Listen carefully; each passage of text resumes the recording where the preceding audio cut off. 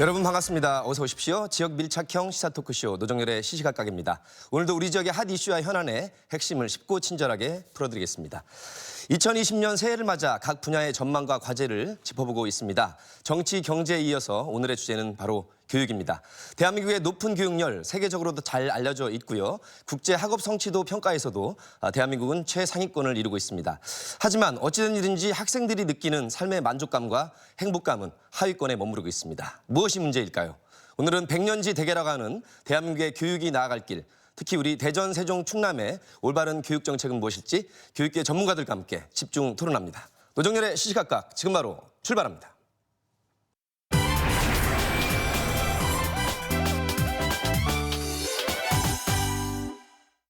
네, 교육계에는 지난해 유난히 큰 변화가 있었습니다. 대입 개편, 또 자사고 외국어 고등학교를 폐지하기로 한 고교 체제 개편 등 많은 변화가 있었는데요. 이것이 과연 우리 학생들을 행복하게 할 것인지 단순히 1, 2년을 바라보는 교육이 아니라 백년지 대계를 바라보는 교육 어떻게 해야 될지 이분들과 함께 말씀을 나눠보겠습니다. 두 번째 뵈니까 더 반갑습니다. 세종시 보람고의 유주연 학생과 함께합니다. 네, 안녕하세요. 어서 오세요. 교원대학교 교육학과의 이재덕 교수와 함께합니다. 네, 안녕하십니까. 반갑습니다. 대전 교원단체 총연합회 회장이시고요. 둔산여고 교장으로 재직 중이십니다. 정혜황 회장님과 함께합니다. 안녕하세요. 반갑습니다. 어서 오십시오. 전교조 충남지부 전장곤 지부장님과 함께합니다. 예, 안녕하세요. 어서 오십시오. 네 분의 허심탄회한 좋은 의견을 기대하겠습니다. 먼저 시청자 여러분께 주제와 관련된 영상으로 안내드립니다.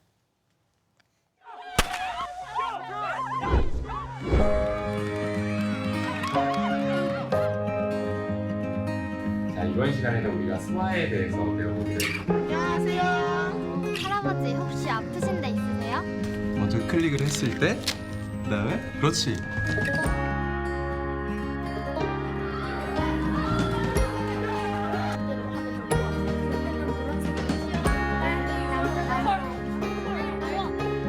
아프신 곳이나 질병을 말씀해 주시면 이 스피커가 알아서 알맞은 식단을 알려드립니다. 안녕하세요. 무엇을 도와드릴까요?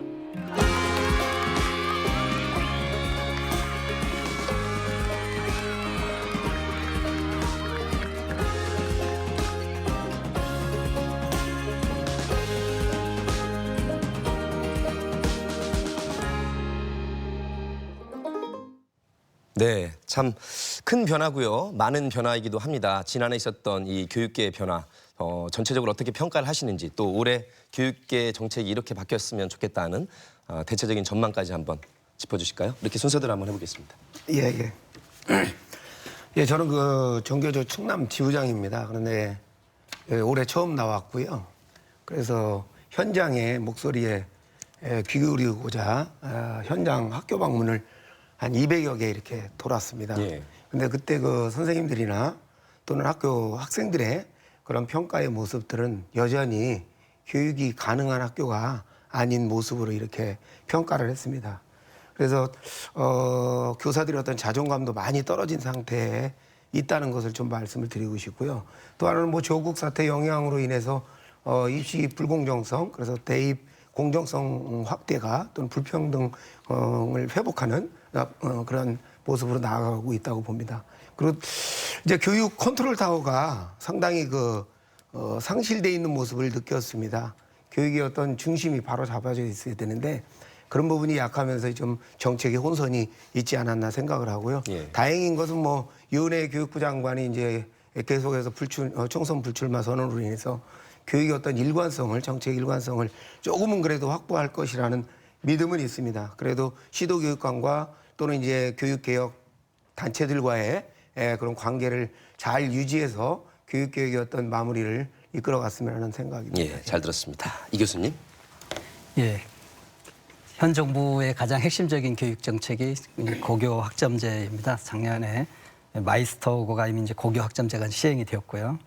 그리고 고3부터 고교 무상교육도 실시되고 그리고 일반고와 똑같이 특목고와 자사고 입시도 같은 시기에 진행이 되는 그런 변화가 있었습니다. 예. 그리고 또 이제 변화 계획으로는 정시 확대나 대입에서 사회통합 전형 실시하는 것, 그리고 면접에서 블라인드 테스트 하는 것, 그리고 자사고 외고가 이제 폐지되는 어떤 그런 것들이 이제 장기 과제로 제안이 되었는데요.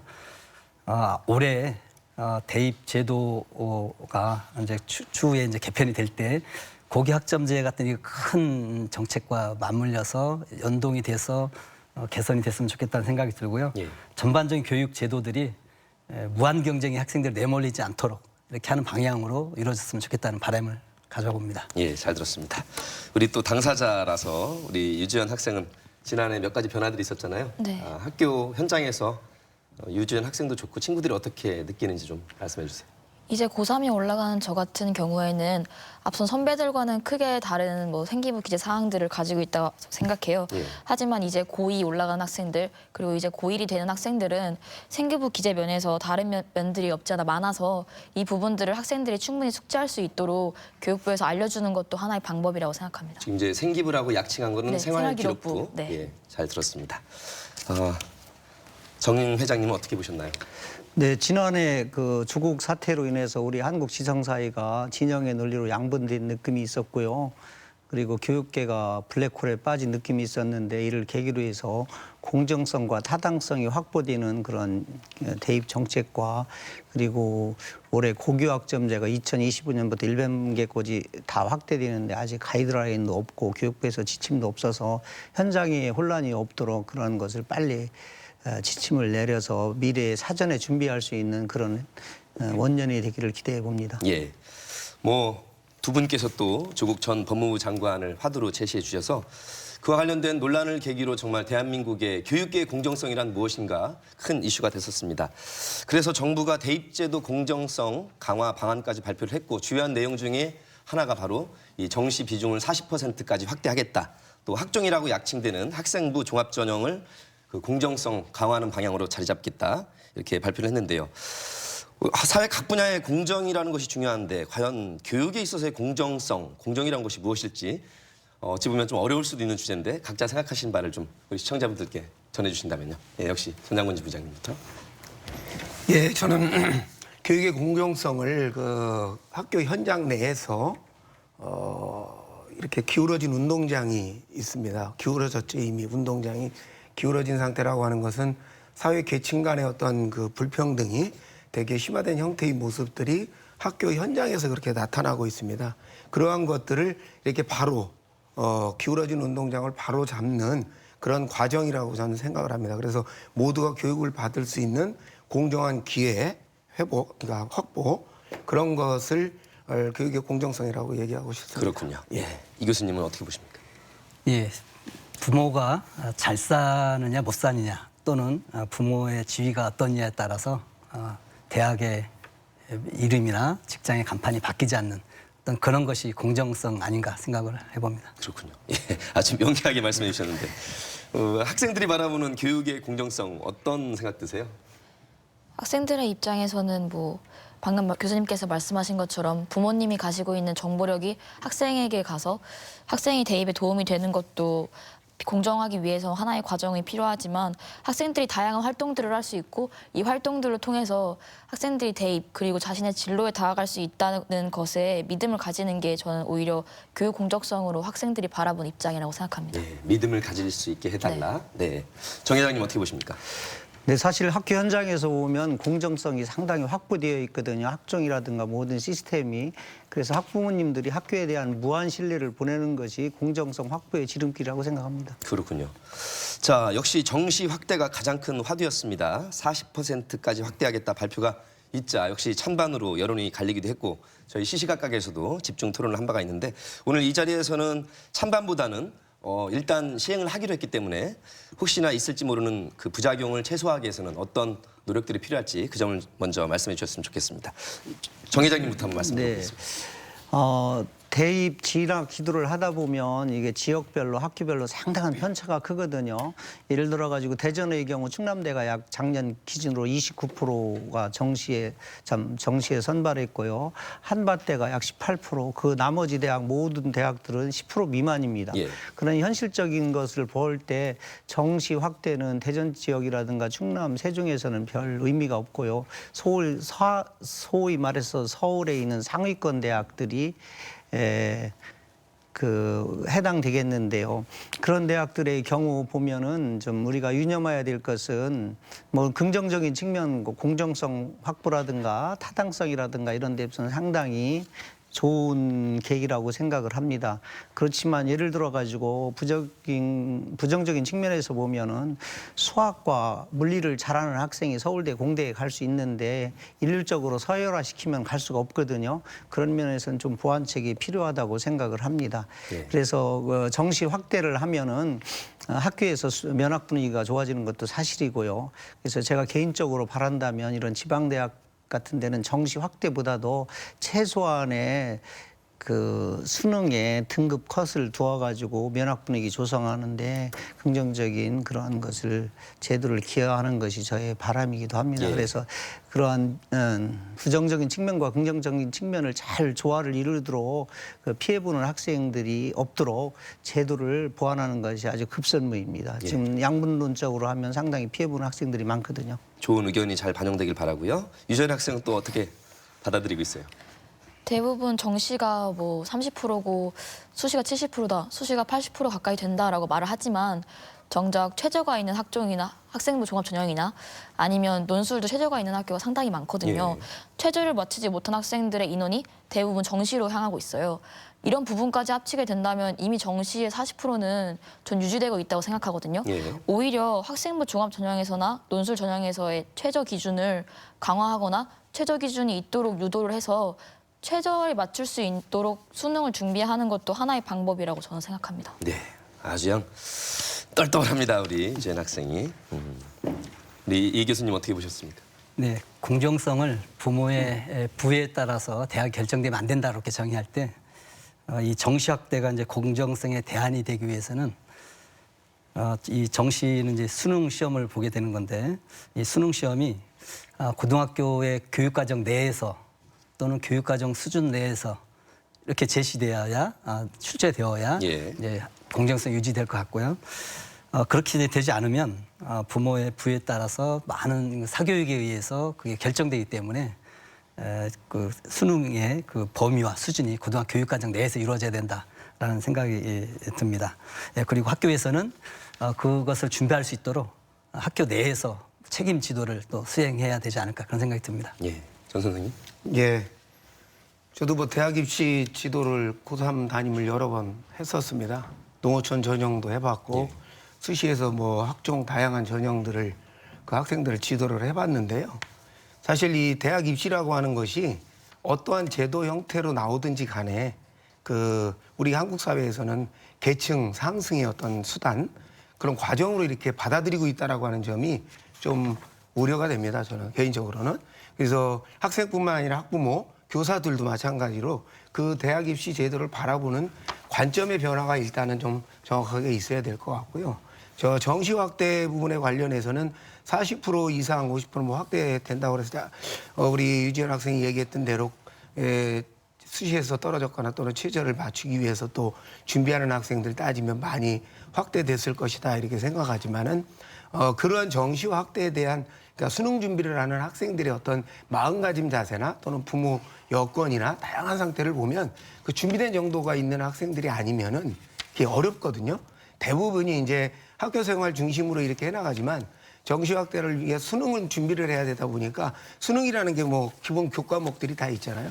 그것에 대한 어떤 그 능력을 키워내야 되는데 그 키우는 과정들이 EBS 그런 교재 정도 수준에서 낸다 하더라도 EBS 교재 수준에 대한 이해 정도가 이게 단계별로 또 높아지기도 하고 뭐 이런 경향을 많이 보였습니다. 그래서 학교별 저는 고교 서열화 단계가 조금 해소되면서 다양하게 그 조금 우수한 학생과 그렇지 않은 학생들이 같이 이렇게 결합이 되면서 그 수능을 대비하는 어떤 즐거움도 있고 뭐 분위기가 이렇게 되면은 전 조금 더 정시가 확대됐더라도 그 교육 현장 내에서는 완화되는 모습인데 현재 그런 고교 서열화 상태를 계속 유지하면서 학생들이 쏠림 현상이 나타난다면 그건 좀 문제가 있을 거라고 저는 봅니다. 예. 자, 대입 개편 내용 가운데 큰 변화가 또 학종이라고 약칭되는 학생부 종합 전형에 문제점이 있다면 이것을 개선해보자. 여러 가지 사항 중에서 아까 우리 이 학생이 생기부라고 약칭했던 학교 생활기록부의 기록 내용을 개선하겠다는 겁니다. 특히 이제 현재 중3, 고1 학생의 경우에는 부모의 배경이나 사교육이 미칠 영향을 차단하기 위해서 기존의 학생부 기재 사항을 축소를 하고요. 또 자소서, 자기소개서와 교사 추천서를 폐지하겠다고 입장을 밝혔습니다. 또 현재 중2 학생부터는 정규 교육과정 외에 비교과 활동의 그 내용은 대입에 반영을 하지 않겠다. 이런 발표도 있었습니다. 논란이 있는 것 같은데 일단 학생들은 어떻게 받아들이시나요? 이제 저는 독서를 기재할 때 책의 제목과 저자가 들어가게 돼 있어요. 현재 생활기록부에. 하지만 현재 고2에 올라간 학생들은 아예 독서를 기재할 수 없고 진로사항 또한 기재할 수 없게 되어 있습니다. 저는 비교과 활동이 물론 부모님의 배경에 따라 결정될 수 있다는 단점을 가지고 있지만 학생을 보여주기 위한 하나의 방법이 될 수 있다고 생각해요. 저 같은 경우에는 학교 생활을 하지만 그렇다고 저의 내신 성적보다는 학교 생활 두 마리 토끼를 다 잡기 위해서 제가 가지고 있는 노력도 있고 또한 저같이 학교 활동을 열심히 한 학생들의 입장에서 일반고를 다니고 있고 나의 부모님은 나에게 그렇게 많은 영향을 미치지 않고 있는데 나의 생활기록부의 내용은 줄어든다? 그렇다면 내가 가지게 되는 악영향은 무엇이지? 이렇게 접근할 수밖에 없기 때문에 오히려 독서 같은 경우에는 면접에서 걸러질 수 있도록 이런 시스템을 더 갖춰서 했으면 좋았을 것 같은 바람이 듭니다. 그렇군요. 네. 이 교수님 어떻게 바라보십니까? 요 세세한 내용들. 네, 비교과 활동이 이제 반영이 되지 않고 자소서도 이제 폐지가 되는데요. 저는 원칙적으로는 고등학교 교육 활동이 대입에서 평가의 자료로 활용되는 것에 동의하는 쪽입니다. 그렇지만 그것이 여러 단점들이 생기다 보니 이런 이제 개선책이 나왔는데요. 그동안에 학생들이 1학년 때부터 자소서를 준비하면서 많은 부담을 많이 가지고 있었습니다. 예. 그런 부담은 이제 줄어들게 될 것 같습니다. 그런데 이런 것들이 이제 고등학교 교육 활동이 반영이 되지 않으면 고등학교의 교육 활동에 학생들이 열심히 이제 참여하다가 다른 이제 수능 준비에 내몰리게 되는 그런 또 부작용도 있을 것 같아서 이런 문제들을 그 이후에 정책을 추진하면서 좀 고려를 하면서 좀 지원책이 좀 마련됐으면 좋겠다는 생각이 듭니다. 그렇군요. 예, 정 선생님. 예, 저는 뭐 현장 중심으로 좀 말씀을 드리고 싶어요. 그 자기소개서나 교사 추천서가 폐지된 건 정말 다행이라고 생각합니다. 저도 3학년 담임을 시작하는 첫날부터 자소서 얘기를 할 수밖에 없고 추천서를 쓸 때는 그 학생을 계속 살펴야 되고 그 어떤 문구로 만드는 그런 형식으로 나타나는 경우가 많이 있거든요. 실질적인 그 학생들의 활동, 과정들이 몸으로 체화된 상태에서 나타나야 되는데 그냥 형식적으로 대학을 가기 위한 하나의 뭐 자료 정도를 만드는 스펙 만드는 그 개념으로 접근하고 있기 때문에 대학 입시제 전반적인 아까 말씀드린 거랑 그런 관점에서의 어떤 변화가 분명히 있어야 될 것이다. 그래서 아주 되게 고무적인데 그 비교과 활동 중에 이제 자동봉진이라고 그러한 활동들이 활성화되면서 또 그걸 높여내면서 학교 현장은 상당히 학생 중심의 활동들이 많이 이루어졌습니다. 약칭 같은 경우는 좀 설명 좀 해주세요. 일반 시청자분들이. 자동봉진? 자동봉진, 죄송합니다. 뭔가요? 예, 자율활동, 동아리 활동, 그다음에 봉사활동, 진로활동. 아, 그렇군요. 예, 그런 4가지 활동들이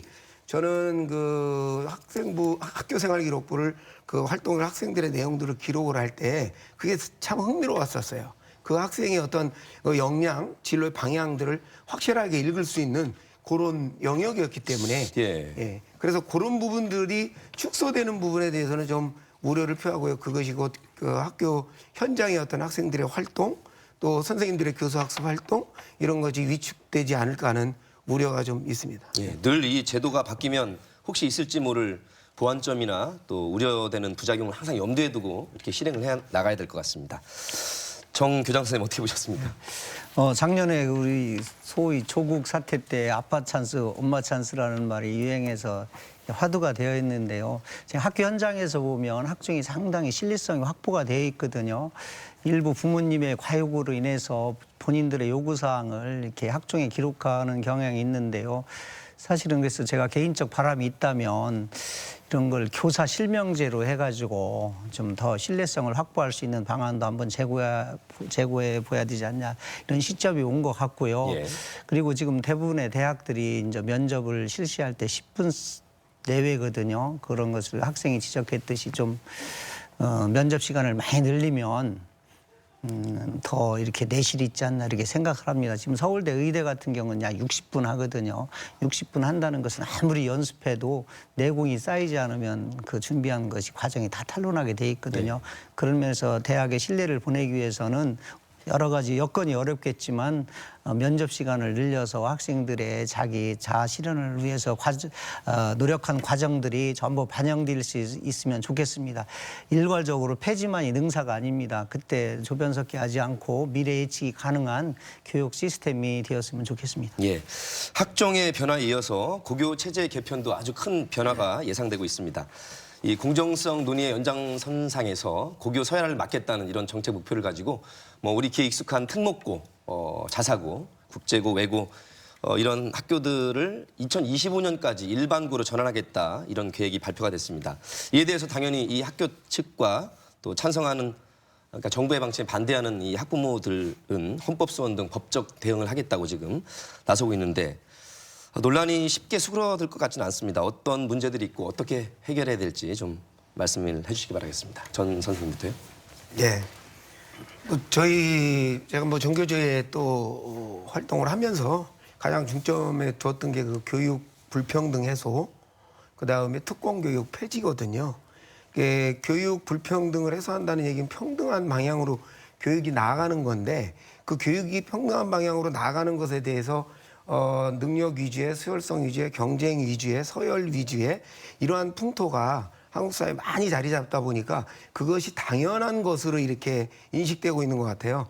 진정한 의미에서 학생들이 중심이지 않습니까? 교육에 대한 미래 교육, 미래 사회, 우리 한국 사회를 지켜낼 수 있는 어떤 든든한 기둥들이 생겨야 되는데 그런 부분들이 그냥 제도적으로 단순화되는 부분들에 대해서는 아주 그래서 반대하면서 조금 더 아이들을 제가 이제 현장에서 보면 이제 상위 자사고, 그 다음에 뭐 특목고, 그 다음에 외고나 뭐 이런 데 있죠. 그 다음에 지역에서는 또 일반고에서 조금 우수한 명문고, 그 다음에 이제 중간 단위 학교, 그 다음에 이제 좀 물론은 이제 특성화 고등학교 학생들은 특성을 살린다고 그러지만 직업 교육에 있어서도 조금 하위적인 측면을 좀 많이 받고 있습니다. 그래서 그러한 서열화되어 있는 고교 체제 자체가 이제 시작이다, 신호탄이다.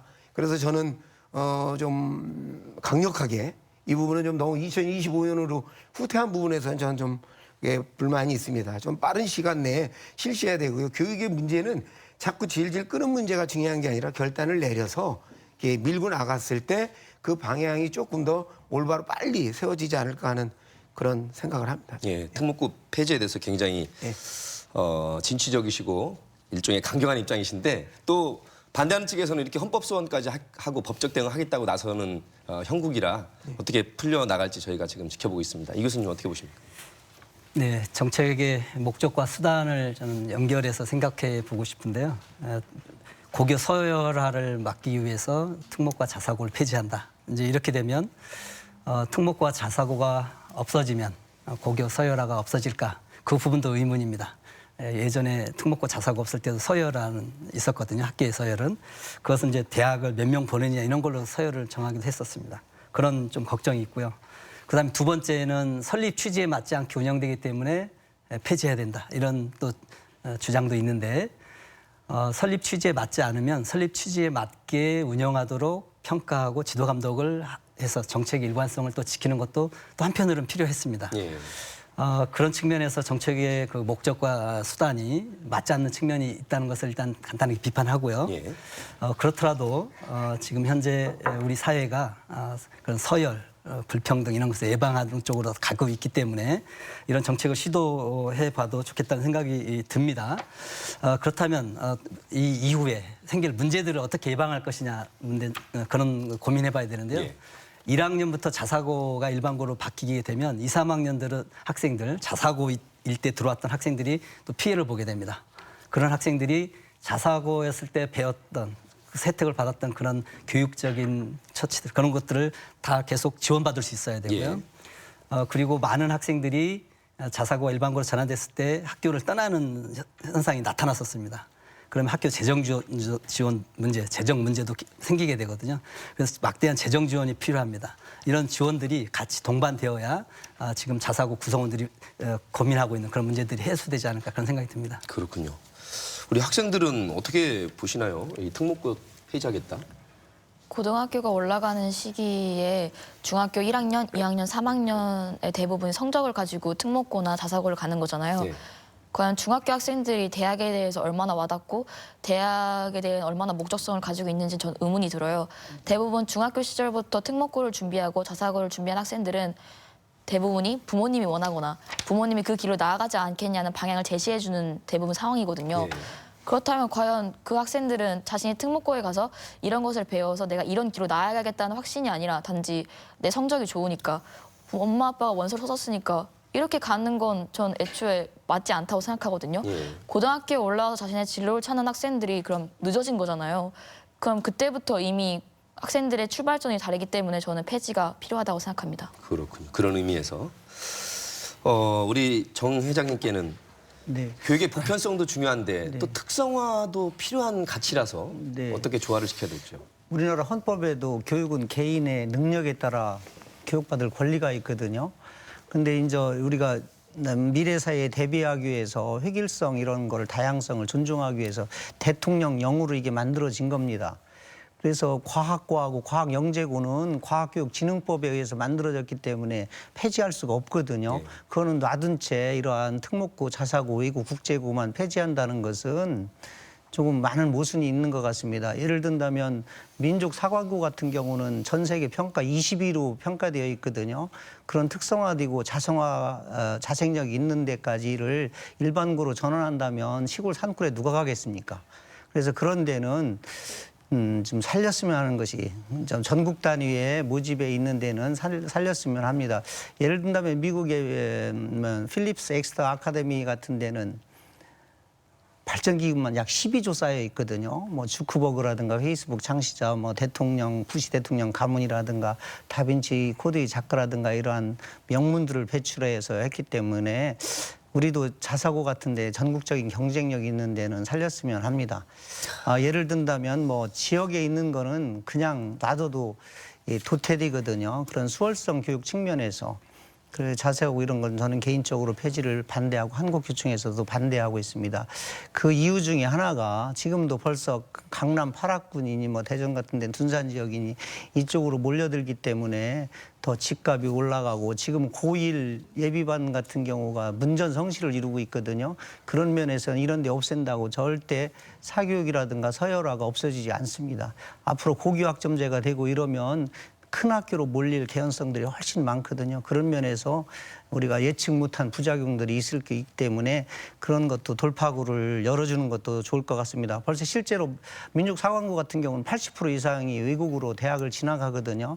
그래서 그런 길을 막아둔다면 엄청난 외화의 낭비, 초등학교 내지 중학교 때 외국으로 갈 것이 뻔하기 때문에 예. 그런 여러 가지 다양성 교육을 해야 되고 제 개인적으로는 반드시 예측 가능하도록 과학고나 과학영재고 쪽으로 그런 학교들도 교육 법정주의로 나가야 된다고 강력히 주장합니다. 네 분의 의견이 조금 다 달라서요. 참 가늠하기 어려운데 이 법적 결과도 저희가 지켜봐야 될 것 같습니다. 이 정도로 하고요. 사회적 배려 대상자의 교육 기회를 확대하고 또 지역 균형 발전을 도모하기 위해서 가칭입니다만 사회 통합 전형을 도입해서 법제하겠다 이런 방침을 교육부에서 밝혔습니다. 이 교수님 이게 어떤 내용일까요? 사회 통합 전형 또 실질적으로 도움이 될까요? 예, 대입에서 사회 통합 전형을 법제화한다는 부분에는 굉장히 저는 고무적인 정책이라고 생각이 듭니다. 작년에 전국 평균으로 11.1%가 사회 통합 전형이었는데 수도권은 8.9% 좀 적어요. 그래서 10%가 조금 적다는 생각은 듭니다. 좀 더 늘렸으면 좋겠다는 생각도 들고요. 지금 현재 자사고와 특목고의 입시 전형에서는 20%를 사회 통합 전형을 하도록 이렇게 시행령에 규정되어 있습니다. 예. 그래서 대입에서도 이런 부분들은 조금 더 늘려도 좋겠다는 생각이 듭니다. 그런데 이제 이것을 실행할 때 예. 이것이 실제 효과가 나타나려면 이 사회 통합 전형으로 들어오는 학생들에게 수능 최저 기준 이런 것을 부과하지 않으면 좋겠다는 생각이 듭니다. 이런 점수로 규제를 하게 되면 그 등급 컷에 걸려서 들어가지 못하는 학생들이 많이 발생하게 되고요. 그러면 또 대학의 미달도 예상이 되고 그렇습니다. 지금 현재 특목고 자사고도 사회통합 전형에서는 미달이 굉장히 높게 나타나고 있습니다. 그래서 수능 점수로 등급컷을 나누기보다는 그 전형에 해당하는 학생들끼리 경쟁할 수 있도록 하고 원하는 모든 학생들이 입학할 수 있게 하고요. 그리고 대학에서는 그 학생들에 대해서 학교 적응이나 학업 적응을 할 수 있도록 특별한 개별 또 교육 지원이 있어야 되지 않을까 그런 생각을 합니다. 예, 전체적으로 짚어주셨고요. 이 사회통합 전형에 대해서 각자 생각을 좀 말씀해 주실까요? 예, 그 사회통합 전형이 이제 사회적 배려 대상자를 전체 대학에서는 다 10% 이상 선발해라. 그리고 수도권에서는 이제 지역균형 선발 전형이라는 게 있잖아요. 대부분 지역에서 농어촌 지역에 낙후된 지역의 고등학생들이 수도권에 진입할 수 있는 기회가 워낙에 약하기 때문에 더구나 이번에 또 정시 확대까지 됨으로 인해서 그 문이 더 많이 닫혔다고 보거든요. 그런 면에서 지역균형 선발 전형 10% 이상이라고 그랬지만 뭐 교수님께서 말씀하신 대로 저는 전반적으로 20% 이상의 그런 것들을 이렇게 확보해낼 때 낙후된 지역에서의 교육 환경 그런 부분들을 극복할 수 있는 것이 뒷받침된다고 봅니다. 그리고 이 부분은 아까 이제 고교 서열화와 연관된 속에서도 어떻게 보면 그 학교 현장 일반계 고등학교 어떤 역량 강화 측면에서 이게 전 나타나야 된다고 생각을 해요. 예. 그래서 자사고나 이런 데서 좀 더 폐지돼서 그 인력들이 이들과 함께 생활하는 공동체적인 어떤 리더십이 제대로 생기는 어떤 인재가 발굴이 될 수 있다고 생각하거든요. 대도시에는 사회통합 전형에 해당되는 학생들이 어떤 데는 좀 없어요. 시골이나 조금 낙후되는 고등학교 쪽에 많이 집중돼 있어서 그것이 조금 더 이런 서열화 해소 차원에서 그 학생들이 일반계 고등학교로 더 편입이 되면서 같이 공유하면서 이 학생들의 어떤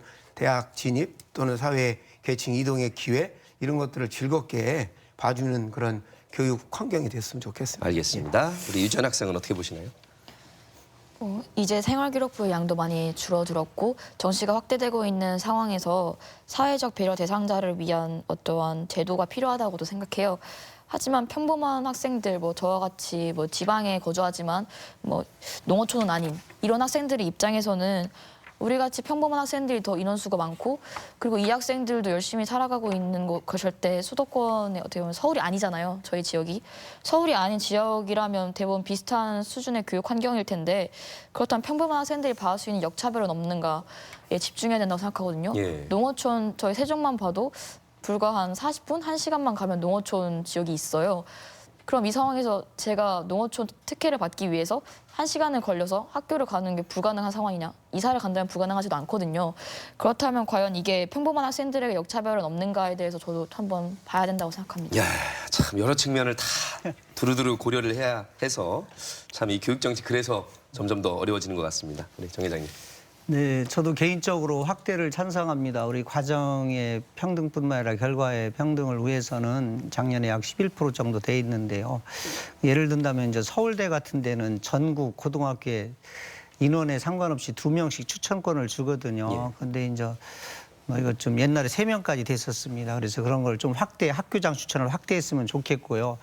최저 등급이 2등급을 가이드라인을 제시하기 때문에 사실은 시골 같은 데는 60% 이상이 못 맞춥니다. 이과 같은 경우는요.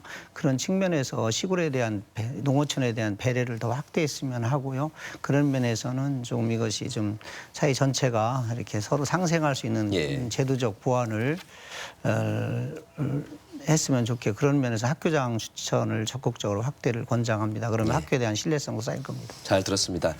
이제 후반부에서는 우리 대한민국 전체 교육정책 방향 또 우리 대전, 세종, 충남의 교육정책을 안내해드리겠습니다.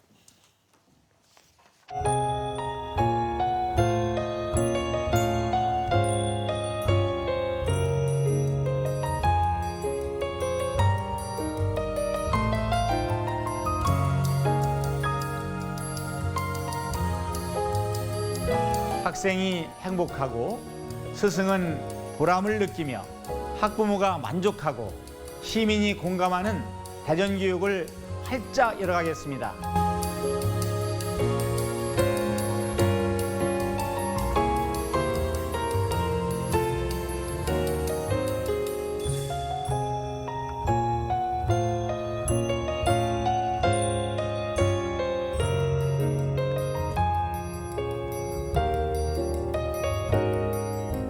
한 아이의 배움도 놓치지 않도록 책임 교육을 더욱 강화하겠습니다.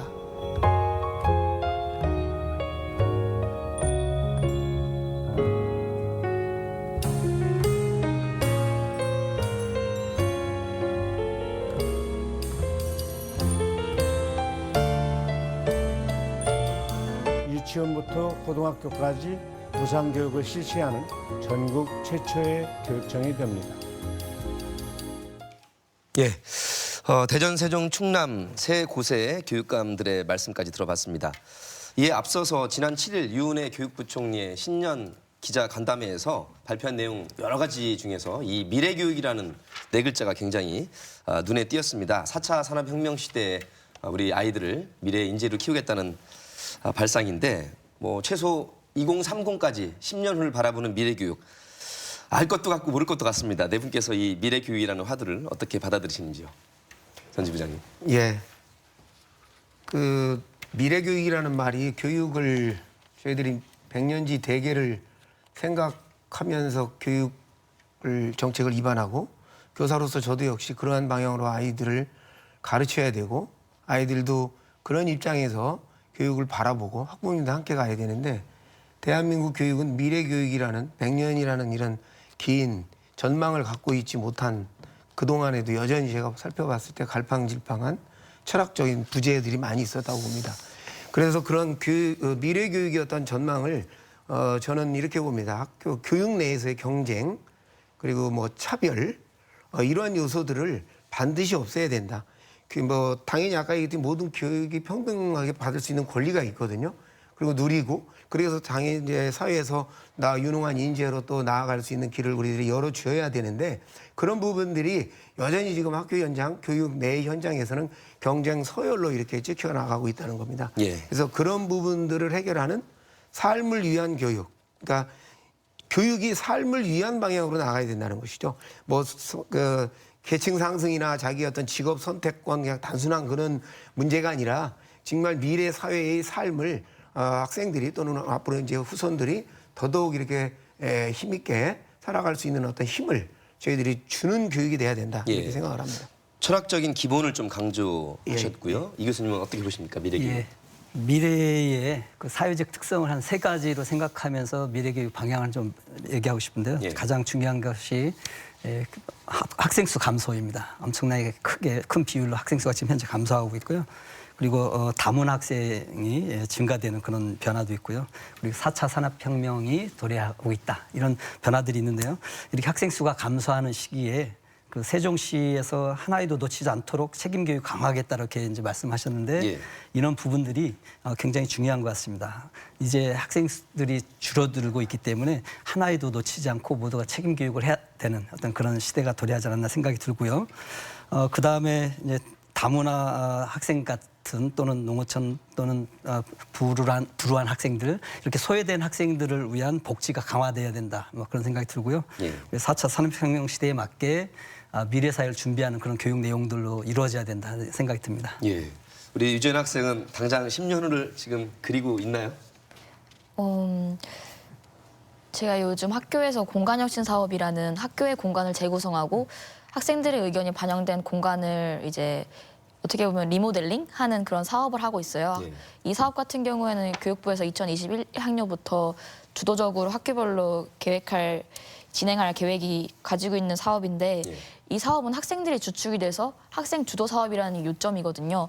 공간혁신과 같은 학생들이 주도로 하는 사업 그리고 공동교육과정 같은 진로 탐색이 같이 이루어진다면 학생들이 4차 산업이 오는 이 사회를 충분히 대비할 수 있을 거라고 생각합니다. 예. 아유 든든합니다. 네. 우리 정 회장님 어떻게 보십니까? 미래교육. 제가 교직을 시작한 80년대 초에도 미래교육이라는 단어는 있었거든요. 예. 근데 참 어려운 건데요. 지금 사실은 뭐 오늘의 첨단이 내일의 쓰레기가 될 정도로 빨리 변하고 있는데요. 그래서 사실 미래에 대한 되게 부담스럽고 두려워합니다. 사실은 첨단이라고 하는 것이 기초에서 나오는 거거든요. 사실은 미래 교육을 위해서는 기초 교육을 훨씬 더 강화시켜야 됩니다. 그래서 지금 이제 우리 소위 4차 산업으로 대두되는 빅데이터라든가 AI, 인공지능 이런 거를 교육부에서 선도 학교로 하려고 해도 신청하는 학교가 거의 없습니다. 미래에 대한 두려움도 있고 있고 사실은 현실과 이상이 또 안 맞기도 하고 그래서 그런 거를 두려워하지 말고 학교 현장에서는 적극적으로 좀 대처를 하셔서 학교 교육과정이라든가 이렇게 미래 선도학교를 함으로써 다른 일반 학교에도 보급할 수 있는 그런 자세를 갖는 게 필요하다고 생각합니다. 예.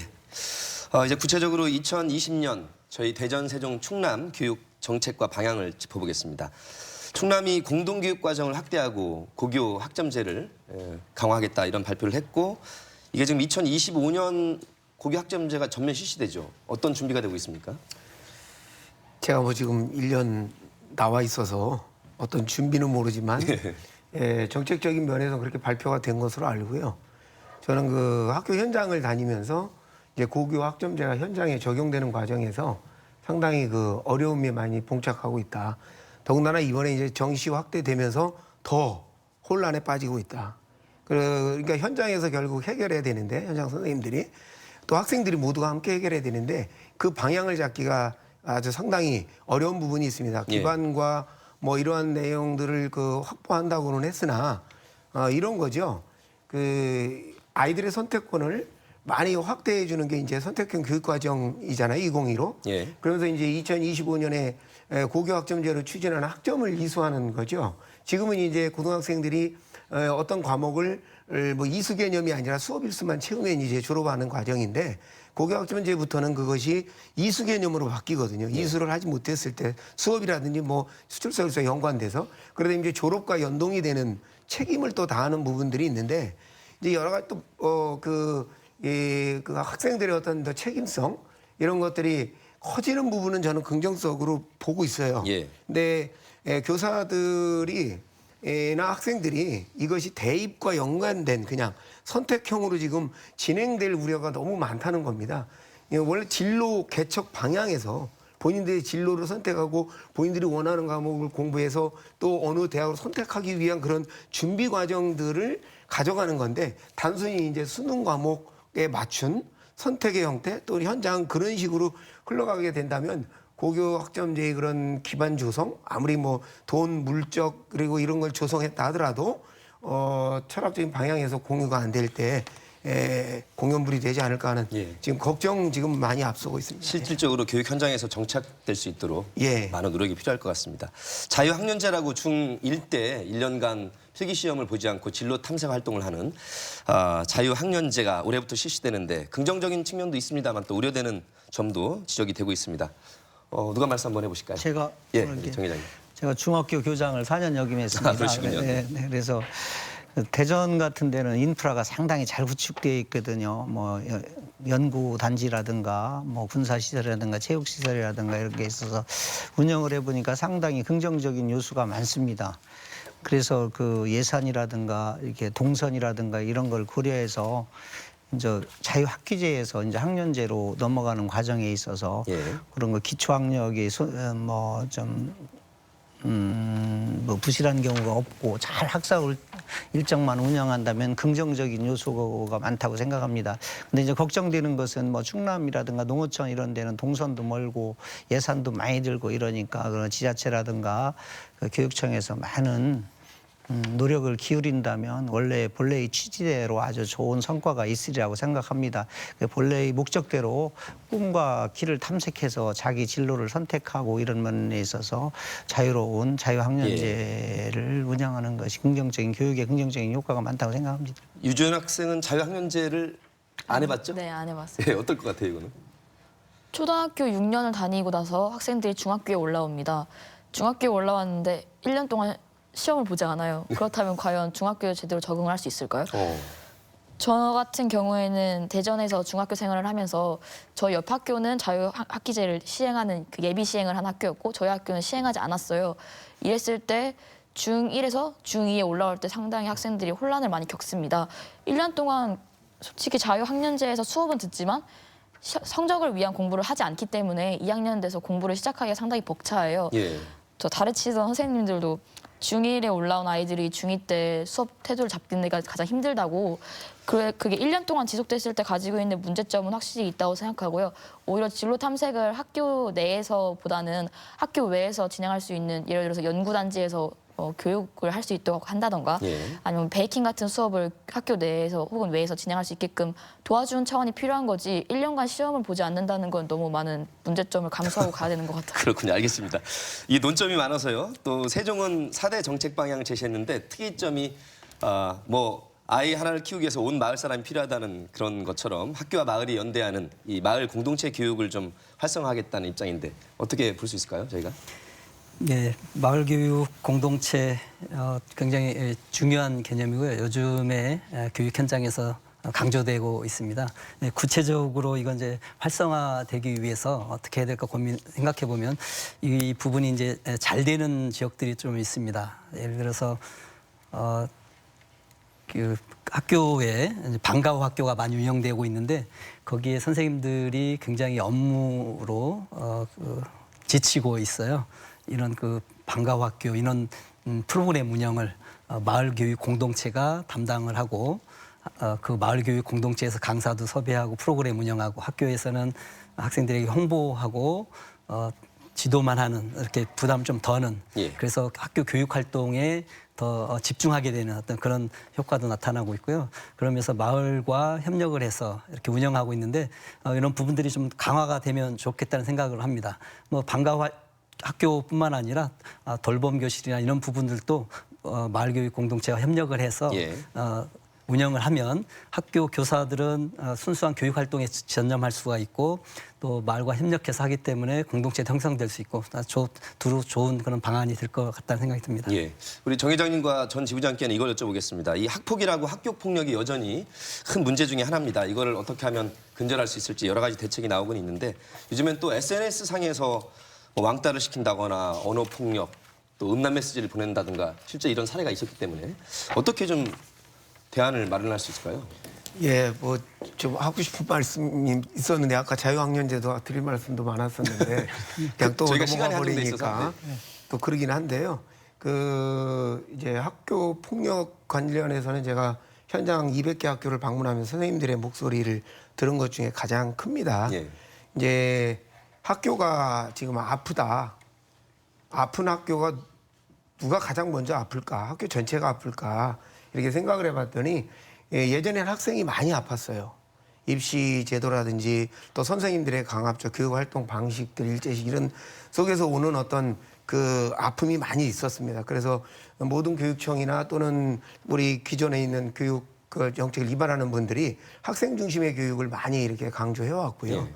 이제 이런 과정에서 교사들의 어떤 입지들이 본인들 스스로의 어떤 자존감을 키워나가야 되는데 교사들은 성인이니까 알아서 교육 전문가니까 잘 키워나갈 수 있을 거라고 믿습니다만 예. 여러 가지 조건들이 그렇지 못했어요. 그러다 보니까 학교 내에서 학생들의 어떤 이런 학교 폭력과 연관된 그 업무를 맡으면서 상당히 수동적으로 임하게 되고 예. 이게 학교 내의 법적인 내용만 이렇게 이제 그거를 이제 학교 교육의 법제 사회화라고 얘기를 제가 들었습니다. 예. 그러니까 사회 전체가 법화되는 거죠. 그러니까 교육도 법화되는 건데 이런 부분들 속에서 선생님들도 교사들도 그냥 거기에 맞춰서 일괄적으로 진행하다 보니까 학교 공동체의 어떤 진정한 사람들이 공유되고 있지 않다는 거예요. 예. 그냥 단순 문제 해결 정도로 지나가고 또 그렇게 바라보는 그러니까 공동체적인 가치를 조금 더 우리가 작동하는 그런 방안이 좀 필요하다. 예. 그래야 학교 폭력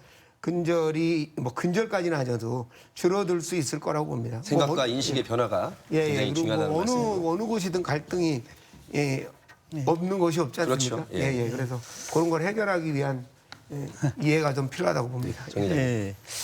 한국교총에 줄기차게 요구해가지고 작년 9월 16일 날 소위 교원 3법이 국회에서 개정안이 통과돼 있거든요. 좀 구체적으로 말씀드린다면 학교폭력 예방법, 교원지휘법 그리고 아동보호법인데요. 주요 골자를 말씀드린다면 이제 경미한 사건, 학폭 같은 경우 학교장 자체 종결이고요.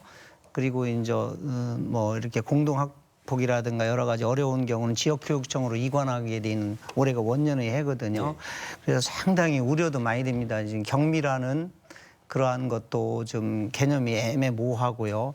그리고 이제 님비 현상이 일어나면 그런 것을 다 지역교육청으로 넘기면 과부하가 일어나기 때문에 제가 학교장으로서 좀 말씀드리고 싶은 것은 좀 어렵지만 지금 현행 제도화에서 학교장이 노력하면은 많이 해결될 수 있는 사안들이 많거든요. 예를 들어 통구제도라는 게 있습니다. 소년법에 입각해서 만 19세 미만은 직접 판사에게 그런 사항을 이렇게 법원에 요청을 하면 거기서 판사가 판단을 합니다. 그러면 기록도 안 남고 아이의 진로 지도에 상당한 그런 제도도 있거든요. 그래서 이런 제도를 적극적으로 활용하고 그래서 서로가 도와가지고 올해 이 학폭법이 바뀐 것이 원년의 해가 되도록 서로가 좀 학교와 가정 사이가 해서 좀 잘 정착되도록 했으면 좋겠습니다. 우리 모두의 노력이 필요한 것 같습니다. 네, 교육 그리고 문제는. 특히 이제 요새는 그 다양한 아까 말씀드린 대로 SNS 이런 게 상당히 많기 때문에 그런 것도 지능적이기 때문에 그런 것도 좀 미리 예방을 했었으면 좋겠습니다. 예.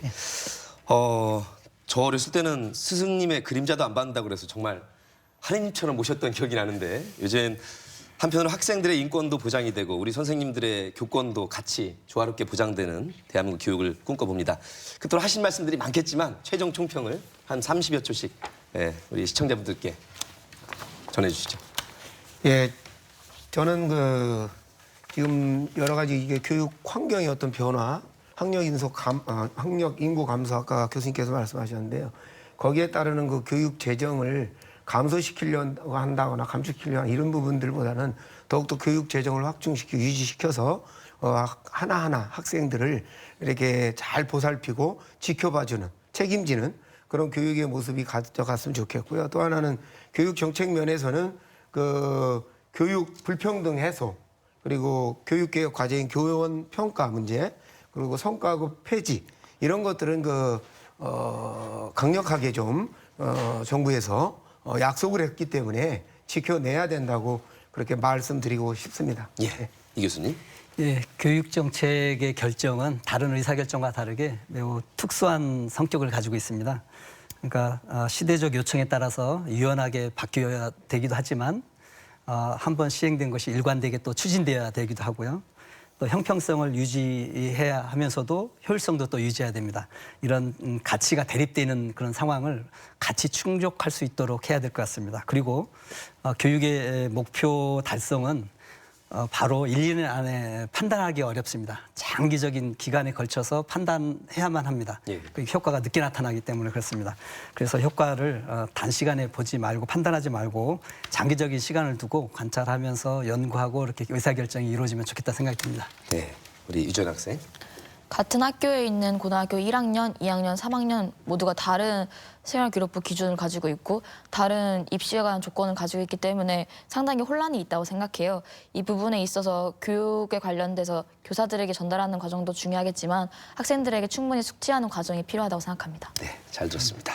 정 회장님. 네, 교육의 궁극적 목적이 자아실현이기 때문에 자아실현을 할 수 있는 교육의 장을 마련했으면 좋겠습니다. 모두가 지적했듯이 이런 포퓰리즘이 아니고 예산의 적재적소라든가 정책의 일관성, 공정성 이런 걸 해서 서로가 신뢰할 수 있는 올해가 교육의 원년이 됐으면 하는 바람입니다. 예, 쉽지는 않지만 학생들과 선생님 또 학부모가 모두 행복한 대한민국의 교육 기대해보고 또 실천해 주시기를 간절히 소망합니다. 오늘 네 분의 귀한 말씀 잘 들었고요. 노정열의 시시각각 오늘은 여기까지입니다. 다음 주 이 시간에도 우리 지역의 핫 이슈와 현안을 핵심을 친절하게 풀어드리겠습니다. 함께해 주신 여러분 고맙습니다.